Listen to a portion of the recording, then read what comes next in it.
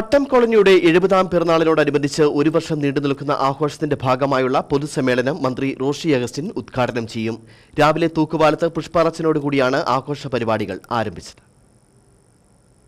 ഒരു വർഷം നീണ്ടുനിൽക്കുന്ന ആഘോഷ പരിപാടികളാണ് പട്ടം കോളനിയിൽ സംഘടിപ്പിച്ചിട്ടുള്ളത്.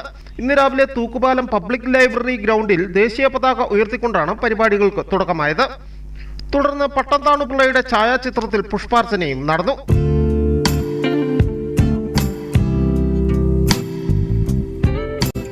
ഇന്ന് 3:30 നമ്മുടെ പരിപാടി ബഹുമാനപ്പെട്ട ജലവിഭവ വകുപ്പ് മന്ത്രി ശ്രീ റോഷി അഗസ്റ്റിൻ ഉദ്ഘാടനം ചെയ്യുന്നത്.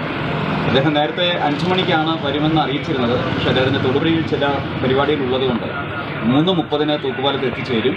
അപ്പോൾ എല്ലാവരും നമ്മുടെ പട്ടംകുളനെ സ്നേഹിക്കുന്ന എല്ലാ പൊതുജനങ്ങളും അതുമായി ബന്ധപ്പെട്ട സംഘടനാ സമിതി അംഗങ്ങളെല്ലാവരും തന്നെ 3:30 എത്തിച്ചേരണമെന്നാണ് ഞങ്ങൾക്ക് പ്രത്യേകം പറയാനുള്ളത്.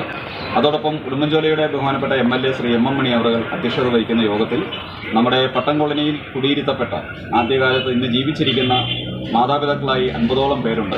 അപ്പോൾ അവരെ ഇന്ന് നമ്മൾ ഈ വേദിയിൽ വെച്ച് ആദരിക്കുകയാണ്. അതിനുശേഷം നമ്മളിവിടെ എറണാകുളം തൈക്കുടം ബീറ്റ്സിന്റെ ഗാനമേള ഉൾപ്പെടെയുള്ള കലാപരിപാടികളും ഇന്ന് നടക്കും. News bureau, Udumbanchola.